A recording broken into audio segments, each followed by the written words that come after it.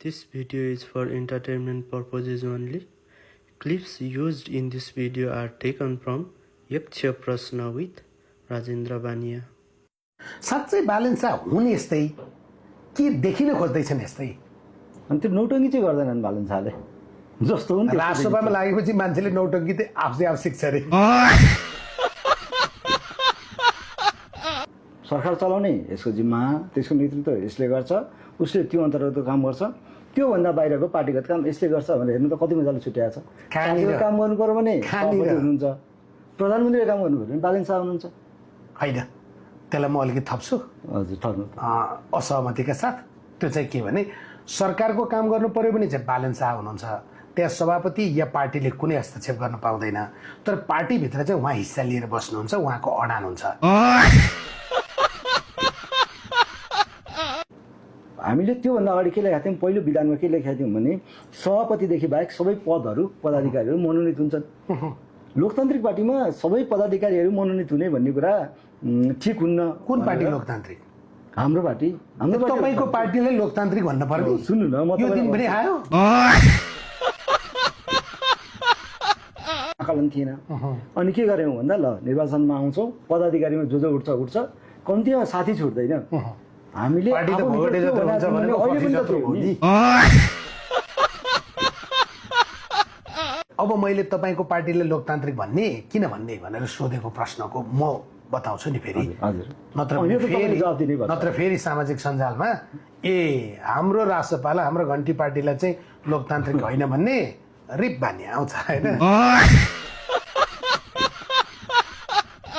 केन्द्रीय सदस्य नभएको मान्छे सभापति हुन पाउँदैन भनेको त्यो त बार लगाएको नि अलोकतान्त्रिक 94 जना छौँ हामी केन्द्रीय सदस्य एकजना सभापतिदेखि बाहेक 93 जना थियौँ 93 जनामा कहाँबाट निर्वाचित गरेर टिका लगाएर ल्याएको क्या दोस्रो पनि छ नि एउटा मात्रै कारणले कहाँ हो त अनि लोकतान्त्रिक भनिने दलमा हिजो नेपाली कङ्ग्रेसलाई हामीले अलोकतान्त्रिक भन्यौँ कारण के भने त्यहाँ सभापतिले 50% केन्द्रीय सदस्य मनोनित गर्ने व्यवस्था थियो तपाईँको पार्टीमा 33% सभापतिले मनोनित गर्ने व्यवस्था राख्नु भएको छ यो अर्को दलमा भए भए तपाईँले के भन्नुहुन्थ्यो थाहा छ बुरुक्क उफ्रिएर टिके केन्द्रीय सदस्यहरू भन्नुहुन्थ्यो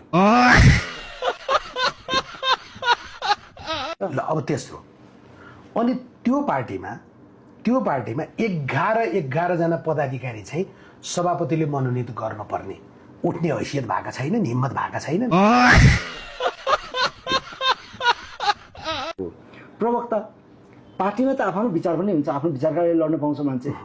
तर पार्टीको समग्र विचारभन्दा फरक विचारका लागि लडिरहेको मान्छे प्रवक्ता भइदियो भने सम्प्रेषण सूचना सम्प्रेषणमा पनि समस्या होला कि भनेर म किन हाँसेको सुन्नु न म तपाईँ सम्झेर हाँसेको मलाई अगाडि तपाईँलाई प्रवक्ता बनाइदियो कस्तो म थिएँ त म कार्यवाहक प्रवक्ता पनि भइसकेको मान्छे हो युनै पार्टीको त्योभन्दा अगाडि प्रेस संयोजक चुनाव प्रेस संयोजकै म उल्टो कुरा गरिदिन्छ गणेश कार्कीले 11 जना भने जस्तो लाग्छ तपाईँलाई तर तपाईँले समायोजन सम्झिनु भयो भने चाहिँ पार्टी गजब छ है आफूले गरेको भए चाहिँ बिर्सिया छैन भन्ने होइन पार्टी गजब छ है होइन पार्टीमा जुन बेलामा जब कोही थपिन आउनेछन् उनीहरूले भाग पाउनेछन् त्यति बेला विधानलाई धज्जी उडाइनेछ भन्न मिल्छ तपाईँको बुझाइ चाहिँ लटौली सेङ्चुरीमा बसेर प्रधानमन्त्री बालन शाहले चाहिँ राष्ट्रसभाको सम्पूर्ण महाधिवेशनको आफ्नो हिस्सा चाहिँ क्लियर गरेर उहाँ काठमाडौँ फर्किनु भयो भन्ने कुरा चाहिँ तपाईँ स्वीकार गर्नुहुन्न त्यो त हुँदैन गएको कुरा त कसरी स्वीकार गर्ने उहाँ कहीँ पनि बसेर कुनै पनि सन्दर्भमा आफ्ना मान्छे त त्यो कुखुराको बाउले बच्चा छोपे जस्तो छोपेर राख्नुहुन्छ नि बालन शाहले मैले चाहिँ राष्ट्रिय स्वतन्त्र पार्टीका महाधिवेशन प्रतिनिधि र नेताहरू चाहिँ अधिकांश पढेकाहरू छन् युवाहरू छन् बुझेकाहरू छन् उनीहरू चाहिँ साँच्चै विषयलाई गम्भीरता साथ लिन्छन् भनेको हो तर त्यो तपाईँहरूको महाधिवेशनको बन्द सत्र देखेपछि मलाई यिनीहरू पनि गणेशमान सिंहले आज उहाँ जीवित भए भए फेरि यी भेडाका बच्चाहरू भन्नुहुन्थ्यो जस्तो लाग्यो त्यो छलफल सभापतिज्यूले नेपालको संविधानमा आज भएको प्रावधान भन्दा फरक विषयहरू 79 सालमा वार्तापत्रमा लेखेको छ त्यो टाइप गर्ने मान्छे नि म मान्छेले 79 सालमा त्यो तपाईलाई पो थाहा भयो त अनि पढ्न पर्यो नि त त्यो मेरो गोर्खाबाट आएको या तपाईको मोरङबाट आएको या रवि लामिछानेको काठमाडौँ या काभ्रेबाट आएको ती कार्यकर्ताले त कम्तीमा पनि त्यो विषयमा प्रत्यक्ष निर्वाचित कार्यकारी हुँदा फाइदा र घाटा के हुन्छ भन्ने विषय पढ्न पर्यो नि त 2019 किन नपढ्या त त्यसमा त भेडाको बच्चा भने त मैले गणतन्त्र भनेर लेखेको छ भने त्यसमा के छलफल आवश्यक रहेर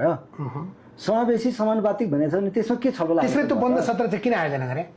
मैले त्यतिखेर पनि भनेको थिएँ अहिले पनि भन्छु हाम्रो अधिवेशन भनेको चाहिँ हामीले धेरै कुराहरू गरेका छौँ त्यसलाई फर्मल एग्रिमेन्टका रूपमा गर्नका लागि मात्रै गरेका थियो किनभने नयाँ फड्को पार्ने कुरा महाधिवेशनबाट केही पनि आउनेवाला थिएन नेतृत्व आउँदै थियो नेतृत्व पनि झन्डै झन्डै लगभग त्यही नै हो किनभने हामीलाई एउटा सम्मान त्यसमै कार्यकर्ताको मैले पैसा चितवनमा लगाएर किन भए त्यही औपचारिकता दिने जिम्मा त कार्यकर्ता हाम्रो 3 दिन भनेर बोलाएर 7 दिनसम्म राखेर कति कार्यकर्ता त बिचारा चाहिँ भात खान पनि कहिले खुवाउँछ भने मुख हेर्नु पर्ने निर्वाचन आयोगलाई मत गर्न पनि आउँदो रहेछ होइन अब आङ्कना र छारो के उडाउने होइन उडाउने मलाई गणेश कार्कीको एउटा राम्रो पक्ष के लाग्छ भने तपाईँ कमजोरी भएको कुरा यो कमजोरी हो रवि लामिछानेलाई आँखामा आँखा जुधाएर यो गलत हो भनेर त्यही पार्टीमा बसिरहने त्यो पार्टीको नेता हुन सक्ने मान्छे हो तपाईँ होइन अब फेरि यो कुरा यति मात्रै काटेर के जान्छ भने गणेश कार्कीलाई राजेन्द्र बानियाले उचालिदिन्छ र गणेश कार्की हामी त्यसो गर्दैनौँ तपाईँका कार्यकर्ताले गर्छ होइन भन्न आउला उनीहरूलाई छ कार्यकर्ता समर्थक त कसैले ठिकै नले हुन्छ किनभने हामीले उत्पत्ति गरायो होइन यही समाजबाट राजसभामा आएका हुन् अरूबाट असन्तुष्ट भएको कारणले यसमा अलिक बढी आशा देखेको कारणले प्रशिक्षणै दिन पाइएको छैन पार्टीको चरित्र यस्तो हो हामी यस्तो हौँ भनेर होइन त्यो दौड मात्रै छ कि रोकिनै पाएको छैन नि त त्यो कारणले पनि हो तर कुरा के हो भने आङ्कना र छारो उडाउने कुरा सवालमा चाहिँ निर्वाचन आयोगले मात्रै नभएर आयोग भन्दा फेरि अब तपाईँले त बुझ्नु भएको छ संवैधानिक आयोग सम्झिनुहुन्छ होला हाम्रो पार्टीभित्र पनि निर्वाचन पार्टीको निर्वाचन आयोग त्यसले पार्टीको चुनाव गर्छ है त्यो छ बिचरा उहाँलाई थाहा नभएर थाहा नहुन पायो होइन थाहा नहुन पायो अब थाहा पाउनु भयो थाहा पाउनु कुराहरू सधैँ बाँकी रहन्छन् होइन उहाँको एउटा राम्रो पक्ष छ थाहा नभएको कुरा उहाँलाई भनिदिएपछि त्यो स्वीकार तत्कालै स्वीकार त्यो राम्रो छ अनि त्यो नै हो खासमा मान्नुपर्ने जान्नुपर्ने कुरा त्यो निर्वाचन आयोगलाई क्यालकुलेटर चाहिँ किन नकिन्ने भएको छ अधिवेशन होइन सम्झिनु न दुईटा प्रतिवेदन आएर माथापछि भएको छैन त्यो त छलफल हुने भए पो हुनु होइन अर्को प्रतिवेदन आएको छैन त अर्को प्रतिवेदन आएर मेरो पनि छ छलफल गरौँ भनेर कसैले भने त छलफल हुन्थ्यो नि त्यो महाधिवेशन हो कि महायज्ञ हो जस्तो थियो होइन भनेको त्यो विवादै भएको छैन नेतृत्वमा पनि विवाद भएन महायज्ञमा विवाद हुँदैन भने महाधिवेशन गरे होइन कि तपाईँहरूले महायज्ञ गरे महायज्ञमा चाहिँ स्वर्गीय नारायण पण्डितले मस्त यति राम्ररी भट्याउनुहुन्छ र भन्नुहुन्छ नारायण भनेपछि सबैले नारायण भन्ने हो क्या त्यो पवित्रता देखिन्छ भने त झन् गजबको कुरा होइन त्यो त राम्रो हो होइन महाधिवेशन नै महायज्ञ जस्तो पवित्र देखिन्छ भने त त्यो मिठो कुरा हो सबैले देखाउँछ राम्रो त्यो पवित्रताका बीच तपाईँका नेताहरूले त्यहाँ जे बोले या तपाईँका सांसद र नेताहरूको यो बोलीमा चाहिँ त्यो एउटा सरकारले नै अध्यादेश ल्याएर त्यहाँ बन्द हुने र खुल्ने हाल्न मिल्दैन त्यो चाहिँ म ठ्याक्क त्यो एउटा भिडियो आइरहेको हुन्छ माग्ने बुढाको तपाईँ को हो भन्दा त्यो ठ्याक्कै छ अनि उसको डाइलेक्ट छ क्या एउटा म पनि नयाँ तपाईँ मैले हेर्दा तपाईँ नयाँ तपाईँले हेर्दा म नयाँ नयाँ मिलेर बसौँ संसार कि के भन्ने गीत छ क्या तपाईले हेर्दा हामी नयाँ अच्छा हामीले हेर्दा तपाईँ नयाँ ठीक है सारा संसार नयाँ समझ गया नयाँ नयाँ सजल है संसार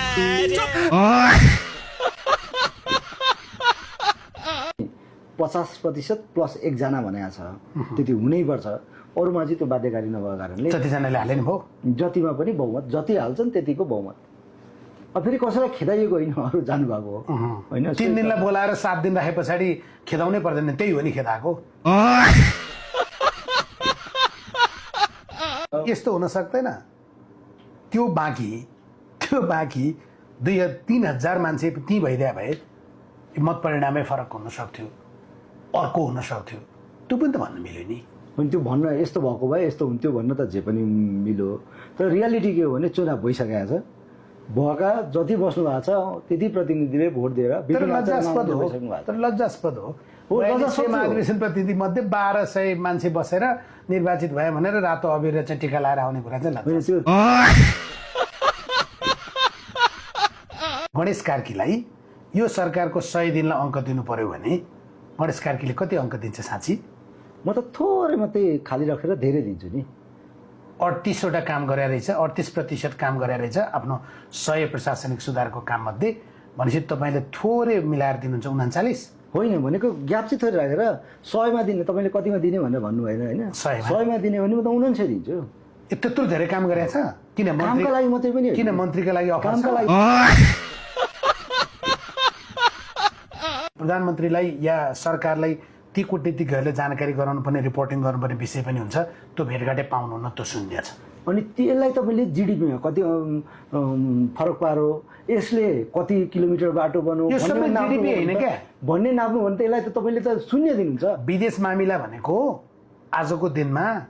आजको यो जियोपोलिटिकल सिचुएसनमा आजको इन्टरकनेक्टेड वर्ल्डमा तपाईँले म कसैलाई नभेटिकन सिंहदरबारमा धम्म बस्छु भन्नेलाई चाहिँ क्या परराष्ट्र सम्बन्ध भएको छ भन्ने हो र राष्ट्रमन्त्री त्यसैलाई राखे होइन त मन्त्रीहरू त बिचरा छन् रे अहिले सबै चिज प्रधानमन्त्री कार्यालय र प्रधानमन्त्री कार्यालयका सल्लाहकारले चाहिँ कन्ट्रोल गर्छन् मन्त्रीहरू त बिचरा यो डिफ्याक्टो डिजुरे तपाईले बुझिहाल्नुहुन्छ होइन यो मन्त्रीले भनेका दिन विचार गरौँला होइन नि बाहिरबाट भएका कुरा त कसरी विचार गर्ने मन्त्री कहाँ भन्छन् त प्रधानमन्त्रीको अधिकार डन्डावाला गाडी गइहाल्छ डन्डावाला सिपाही गइहाल्छ नि त्यो त फेरि तर्कमै पुगेन नि त पीडित हो तर पीडितले त कहाँ भन्छ र भन्यो भने त तर्कै होइन त्यो त देखियो नि त पासपोर्ट छपाईकै काण्डमा देखिएन अनि त्यही पासपोर्ट छपाईको विषय चाहिँ परराष्ट्र मन्त्री मिडियाबाजी होइन भने तपाईँको वरिष्ठ नेताले पार्टीको कार्यक्रममा गएर हो त